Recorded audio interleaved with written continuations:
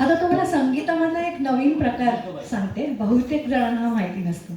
संगीतामध्ये रास नावाचा एक फार मोहक प्रकार आहे. रास म्हणजे रासलीलेची गाणी. पौर्णिमेच्या रात्री वृंदावनामध्ये होणाऱ्या राधाकृष्णाच्या नृत्यामधली गाणी म्हणजे रासाची गाणी.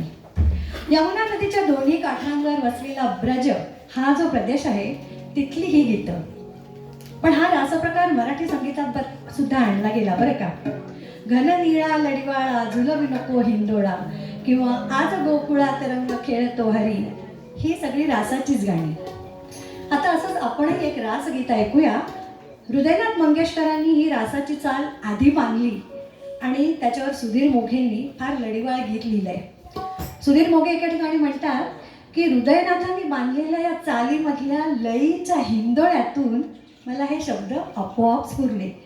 झुलतो बाई रास झुला, नभ निळे रात निळी, कान्हाही निळा, झुलतो बाई रास झुला.